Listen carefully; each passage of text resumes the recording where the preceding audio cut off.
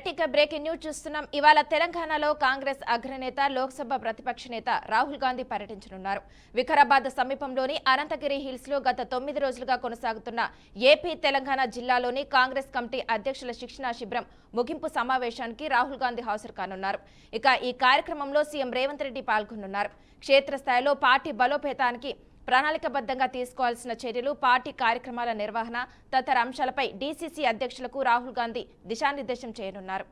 ఇదే అంశానికి సంబంధించి మరింత సమాచారాన్ని మా ప్రతినిధి రామకృష్ణ అందిస్తారు. రామకృష్ణ, చెప్పండి, డీసీసీ అధ్యక్షుల శిక్షణా శిబిరం ద్వారా కాంగ్రెస్ అసలు ఏం సాధించాలనుకుంటుంది?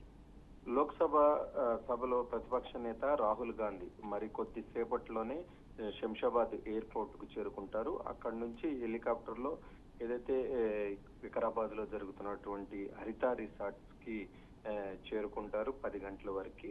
సో మొత్తం మీద సాయంత్రం 4:20 వరకు ఇక్కడే తెలంగాణలోనే గడుపుతారు. మొత్తం మీద చూసుకున్నట్లయితే దీనికి సంబంధించి ఏదైతే డీసీసీ దీనికి సంబంధించి మీటింగ్ దాదాపుగా 10 రోజుల నుంచి కూడా కొనసాగుతుంది. సో దానికి సంబంధించి ఈ రోజు లాస్ట్ రోజు కావడంతో ఏదైతే సీఎం రేవంత్ రెడ్డి పిలుపు మేరకు రాష్ట్రానికి ప్రతిపక్ష నేతగా ఉన్నటువంటి రాహుల్ గాంధీ రానున్నారు. 2 తెలుగు రాష్ట్రాలకు సంబంధించి దాదాపుగా ఏపీ నుంచి 41 మంది, తెలంగాణ నుంచి 36 మంది, మొత్తం 77 మంది డీసీసీ అధ్యక్షుల శిక్షణా శిబిరం కొనసాగుతుంది.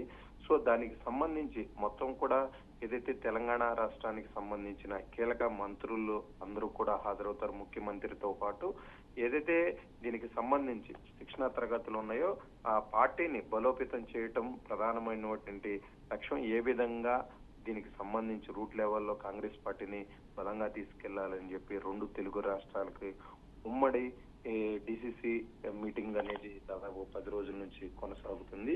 సో దీనికి సంబంధించి ఫోటో సెక్షన్ లో కూడా రాహుల్ గాంధీ పాల్గొంటారు. రాహుల్ గాంధీతో పాటు పిఎస్సి సభ్యులు, రాష్ట్ర వ్యవహారాల incharge Meenakshi Natarajan, PC chief Mahesh Kumar, ఏదైతే సంగతన్ సృజన్ అభినయ్ జాతీయ ఇన్ఛార్జి చల్లా వంశీచందర్ రెడ్డి, ఏసీ కార్యదర్శి ఉన్నటువంటి సంపత్ కుమార్, విశ్వనాథన్, సచిన్ సావంత్ వీళ్ళంతా కూడా రాహుల్ గాంధీతో భేటీ అవుతున్నారు. సో మొత్తం మీద సాయంత్రం 4:30 గంటల వరకు శిక్షణా శిబిరంలోనే ఉంటారు.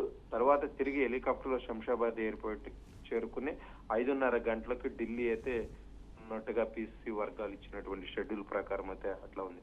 సో మొత్తం మీద ఏదైతే దీనికి సంబంధించి ఏదైతే డీసీసీలకు సంబంధించి జిల్లా స్థాయిలో కాంగ్రెస్ ను బలోపేతం చేయడానికి కోసమే ఈ మొత్తం కూడా 10 రోజుల నుంచి శిక్షణా తరగతులు అనేది ఏదైతే ఏఐసి అధ్యక్షుడు కావచ్చు రాహుల్ గాంధీ సూచన మేరకే ఇక్కడ జరిగిందని కూడా చెప్పుకోవచ్చు.